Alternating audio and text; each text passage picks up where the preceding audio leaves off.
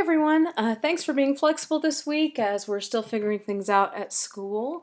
So this is going to be a part of your lesson for your lesson number 2. It's going to help you prepare to turn in your excerpt listening assignment.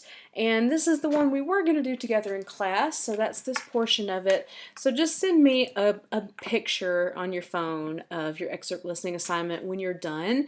This is a 5th excerpt listening assignment as you learn how to do it. So this is a kind of what would have been an in-class activity if we were still allowed to do 1-hour lessons. So the first thing that you want to do is go to the IHS website and look up your excerpt.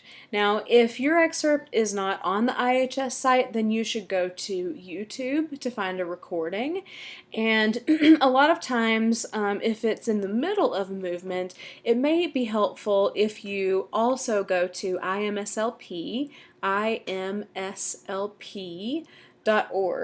to find the score or just like the principal horn part, and sometimes that'll help you be able to find it in the recording, so you can just like pick a spot and like, oh, this kind of looks like this, you know, in the horn part, this looks like this excerpt happens a third of the way through the first movement. So I'm going to just find a recording of just the first movement of this piece and try for about a third of the way in, and then listen for, you know, some horn music and see if it's before or after the excerpt that you want to play. So that's the easiest way I can think of to find excerpts that have not been extracted for you and posted at IHS. So IHS is the International Horn Society, and actually I just look up horn excerpts.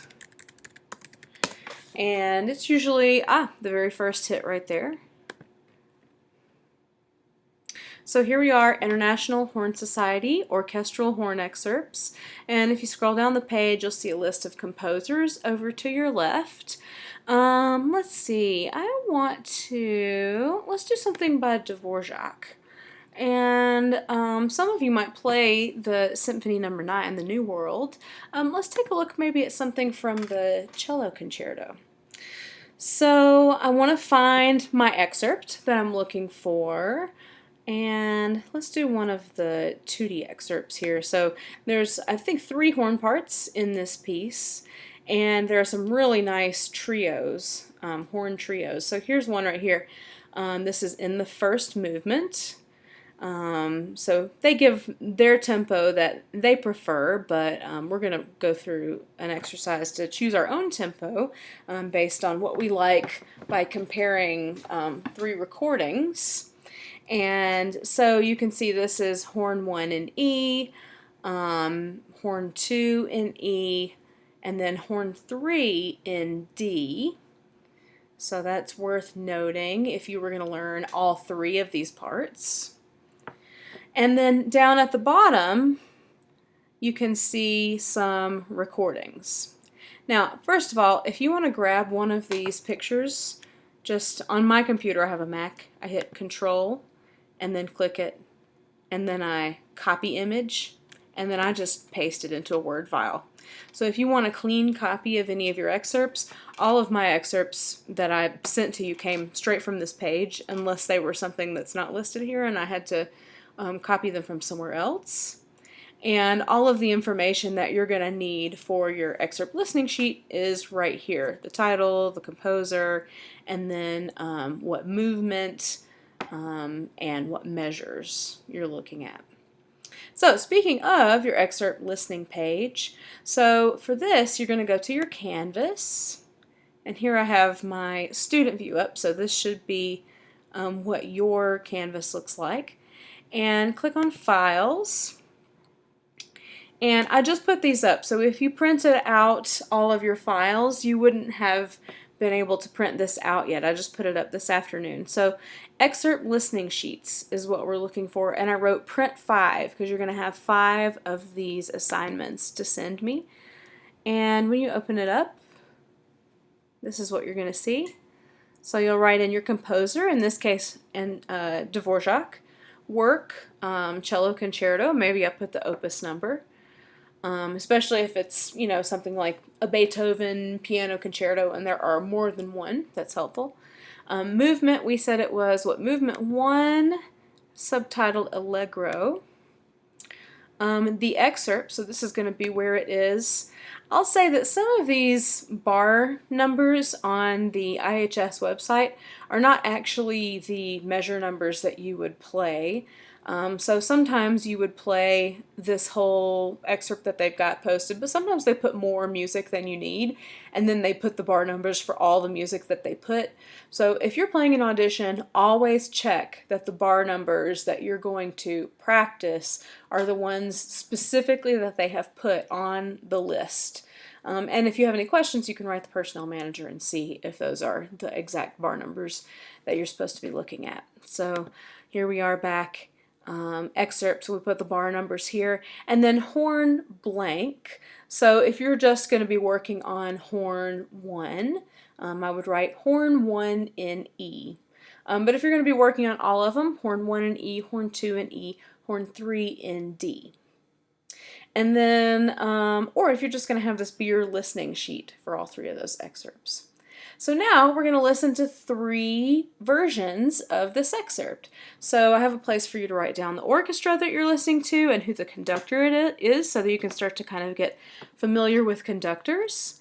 And then under tempo, that's where I actually go on my phone and mark the tempo while they're playing. So I use the tap function on my metronome, so that I'm tapping along with the music. And it's not always going to be a steady beat. A lot of times you won't be getting a steady beat, so you just want to kind of get an average. What about where they're at, average. So let's go listen to, we have 4 recordings to choose from. I have a Berlin, a London, a New York, and a Philly. And only one of them did they put the name of the principal horn, interestingly. But since I've got two American orchestras, I'll narrow down to one of those so we can hear Berlin, London, and let's do New York with Missouri. So let's listen to Berlin first, and I would write all this information down. Berlin, Phil, George Zell, that should be, I think, George. It's spelled Gerog. I have no idea if that's correct or not. I don't think so. But so here's our excerpt. I'm going to switch back over back up to the music after I press play. I hope you guys can hear this all right.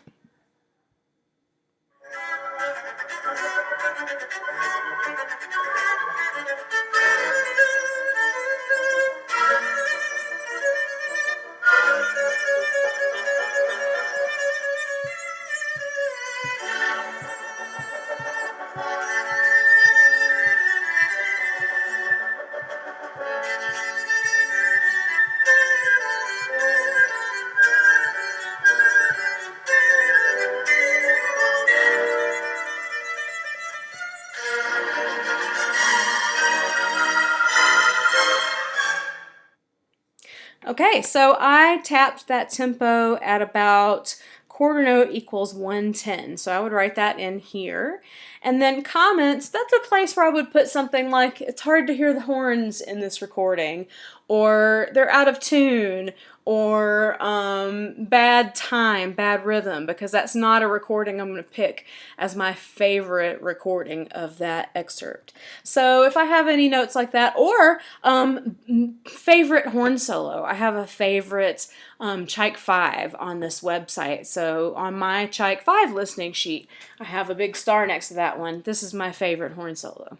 Okay, so now we'll go back and we'll listen to another recording. This is London.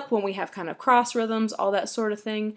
But for my purposes, what I really need to know here under other instruments is that there's a cello solo and that this is a horn trio, a big horn trio spot.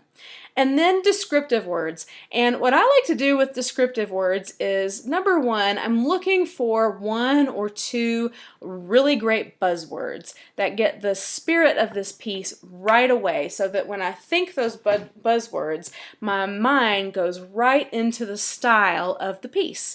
But I like to kind of take my time coming up with descriptive words. So I might write down some descriptive words while I'm listening to it the first time through, but then as I'm playing the piece, working on the excerpt, I might continue to add more words. So what do I mean when I'm talking about descriptive words? I mean adjectives. You can say colors. You can say feelings. So what would I say about this piece right here? Well, let's take a look at it. This part right here, da-da-da-dum, ba-ba-ba-bum, ba-ba-ba-bum, ba-ba-ba-bum, ba-ba-ba-ba-ba-ba-bum. That's kind of unsettled, yeah. But then right here,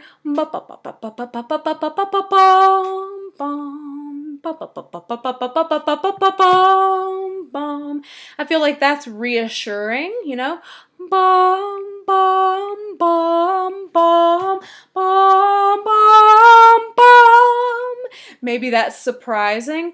Bum, bum, bum, bum, bum. Yeah, so I might have different descriptive words. I might say in terms of a color. Maybe I think this one for me is kind of orange-yellow. That gets kind of the conflict, the idea of conflict in there, but also the idea of kind of the warmth of the resolution when we have these major arpeggios. So whatever, you know, makes sense to you. Maybe you want to assign a character to it. Maybe this is like a, you know, Robin Hood type character where he's, you know, creating, you know, trouble, but it's all because he's doing it for a good cause. And it has kind of a regal sound to it, which, you know, Robin Hood eventually kind of marries Maid Marian and becomes, you know, more than just a vigilante. So those are some thoughts on how to do your excerpt listening. And I always try to do my excerpt listening as soon as I can before I play a note, if possible, because number one, I want to know what that music sounds like before I try to play it. If I just try to read it and then hope I'm getting the right tempo, or hope that I, you know, have it in the right key, even if it's a transposing excerpt, then, you know, I mean, I might, you know, do okay, but chances are I'm going to be able to learn it a lot quicker if I just listen to it. And especially a lot of these excerpts are going to be on this website, so it'll be really easy for you to find. But the most important reason I want to listen to it before I practice it is because I want to know what the tempo is. That is number one. I want to know where my goal is. I don't want to practice something that's supposed to be super slow and play it really fast. I don't want to practice something that's supposed to be really fast and play it really slow, although that would be okay because then you could kind of work it up. But just a few ideas for you, and if you have any questions on this, please let me know. So send me a picture of this excerpt listening sheet when you're done with this portion of your lesson for this week, and then we will talk about it when you play your excerpt in your lesson number 3.